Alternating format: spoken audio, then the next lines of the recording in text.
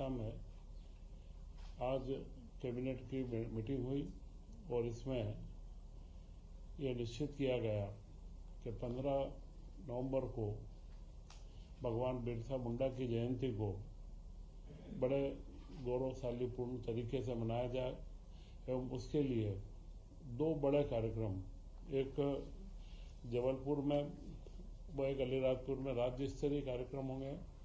जबलपुर के कार्यक्रम में प्रधानमंत्री जी डायरेक्ट लाइव जुड़ेंगे तथा हर जिलों के अंदर जिला स्तरीय कार्यक्रम आयोजित किए जाएंगे और इनमें जो जनजातीय क्षेत्र की प्रतिभाएं हैं और जिन प्रतिभाओं को लगातार शासन के सहयोग से जिन्होंने शिक्षा के क्षेत्र में, खेल के क्षेत्र में नई ऊंचाइयां प्राप्त करी है, उन्हें सम्मानित भी किया जाएगा और हर जिले में जनप्रतिनिधि उपलब्ध रहेंगे और वे इन कार्यक्रमों को संचालित करेंगे। परंतु यह कार्यक्रम हर जिले में समाज के स्तर पर, सामाजिक तौर पर समाजों के कई संगठनों को उत्साहित प्रोत्साहित करके इस कार्यक्रम को मनाया जाएगा। सबसे अभी का जो वर्तमान मुद्दा है भावांतर योजना, यह भावांतर योजना का पहला जो हमने इसमें आप सारे लोगों को बताया गया था कि 14 दिन के अंदर इसका पहला मॉडल रेट निकाला जाएगा। तो सोयाबीन के अंदर यह योजना मुझे लगता है कि देश के अंदर मध्य प्रदेश में ही सबसे सफल रूप से लागू हो पाई है, क्योंकि जो पहला भावांतर का रेट निकला है वह रेट 4036 रुपए का निकला था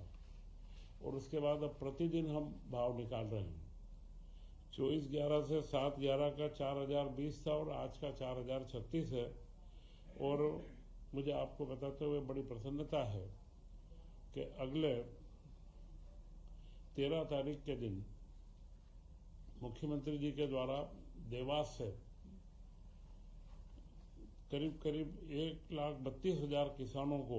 300 करोड़ का भुगतान, भावांतर का जो करीब 1300 रुपए के आसपास क्विंटल पर आएगा, यह भुगतान सीधे उनके बैंक खातों में किया जाएगा। 1,60,000 किसानों ने करीब 2,70,000 टन का सोयाबीन विक्रय करा है। अब जो प्रतिदिन रेट आएगा, रोज का रेट जारी होता जाएगा, मंडी को मालूम रहेगा और यह इतनी पारदर्शी योजना और इतने सफल तरीके से पूरी खरीदी का मॉडल, खरीदी से लेकर के किसानों को जो लाभ मिल रहा है, पूरे लाभ के साथ में मुझे लगता है मध्य प्रदेश ने इसमें भावांतर योजना में देश में एक अपनी बहुत ऊंचाइयां प्राप्त करी है। और इसका जो सिंगल क्लिक से जो भुगतान किया जाएगा, यह भी संभवतया इतना जल्दी, पूर्व में भी जो खेतों का नुकसान हुआ था, फसल का मुआवजा सारे जिलों के अंदर आकलन करके फसल के बाजार में आने से पहले ही उनको दे दिया गया है। तो यह मध्य प्रदेश सरकार की, हमारे मुख्यमंत्री डॉक्टर मोहन यादव जी की बहुत बड़ी उपलब्धि है। वर्तमान में बिजली के बिल की एक समाधान योजना भी चल रही है, जो 18% का सरचार्ज है। उस योजना में हमारा सभी किसानों से व घरेलू उपभोक्ताओं से अनुरोध भी है कि वे अपने बिलों को 30 दिसंबर तक करके और अपने बिलों में जो सरचार्ज और जो विसंगतियां उनको दूर करवा लें। इसी के साथ में आज मंत्रिपरिषद ने कई महत्वपूर्ण निर्णय और लिए हैं। उन निर्णय में सबसे पहला जो निर्णय था वह है मानधाता जिले के अंदर खंडवा में एक सिविल न्यायालय की स्थापना करना। खंडवा के अंदर यह जो 7 नवीन पदों का सृजन हुआ है और मानधाता क्षेत्र के अंदर ये पहला न्यायालय रहेगा, जिससे उस क्षेत्र के सभी नागरिकों को काफी उसका लाभ मिलने की संभावना है। इसी के साथ में ओकारेश्वर में जो एकात्म धाम परियोजना हमारी चल रही है, उसके टेंडर हमें प्राप्त हो चुके हैं, परंतु आचार्य शंकर संग्रहालय, अद्वैत लोक निर्माण और इसके साथ में जुड़ी हुई जो सारी प्रवृत्तियां हैं और इसी के साथ 108 फीट की शंकर की जो बड़ी धातु की प्रतिमा है, वह भी बन करके तैयार होने पर आ चुकी है। तो इसका जो टेंडर का रिवाइज रेट आया था, तो इसमें करीब पूर्व में 2025 में इसमें 2200 करोड़ 2195 करोड़ रुपए की स्वीकृति जारी हुई थी। उसकी पुनर्निरीक्षित लागत 2424 करोड़ रुपए, करीब 228 करोड़ रुपए अतिरिक्त इसमें स्वीकृत की गई है, क्योंकि यह अद्वैत संग्रहालय शंकर के साहित्य और शंकर के ऊपर जो शोध करने वाले, और यह अपने आप में एक सबसे महत्वपूर्ण संस्थान जो लंबे समय से हम देख रहे हैं, देश के आज़ादी के बाद से इस तरीके के हमारे आध्यात्मिक धरोहर को सहेजने का इससे बड़ा कोई कार्यक्रम नहीं चला है, तो इसकी एक राशि स्वीकृत की गई है। और इसी क्रम में मुख्यमंत्री जी बार बार घोषणा करते रहे, और उन्होंने भाई दूज के दिन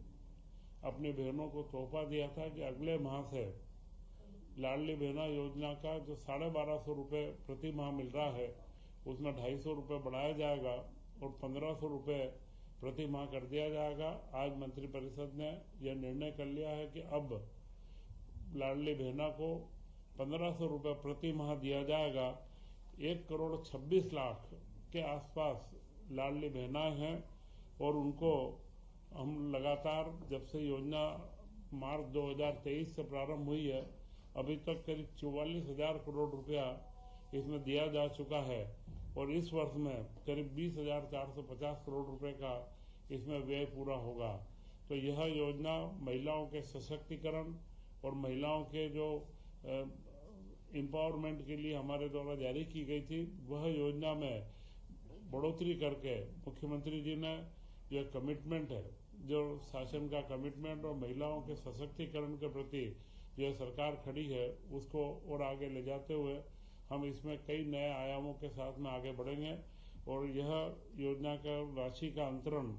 बहुत जल्द मुख्यमंत्री जी के द्वारा अगले 12 तारीख को सिवनी के अंदर सिंगल क्लिक से 1500 रुपए प्रति माह का अंतरण किया जाएगा। इसी के साथ में महत्वपूर्ण योजना रेस्को योजना, जो सोलर सिस्टम को शासकीय भवनों के ऊपर लगाई जाती है,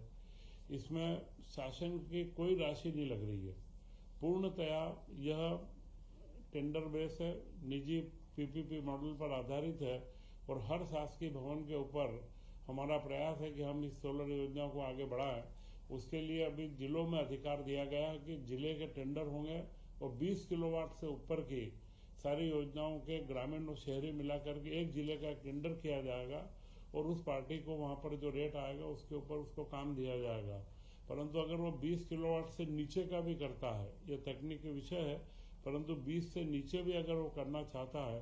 तो वहां पर हम उनको भी सोलर के ऊपर हम कन्वर्ट करेंगे। तो यह योजना के माध्यम से करीब हम ये सोच रहे हैं कि पूरे प्रदेश के सारे शासकीय भवन सोलर रूफटॉप के ऊपर हम लेकर के आए। तो ये सारे महत्वपूर्ण निर्णय अध्यात्म से लेकर के महिलाओं के सशक्तिकरण का, व बिरसा मुंडा की जयंती, और उसी के साथ में किसानों के लाभ के जो भावांतर योजना को पूरे देश के अंदर सर्वप्रथम मध्य प्रदेश में हमने सफलता से लागू किया है। आज की कैबिनेट में इन सारे निर्णयों को लिया गया,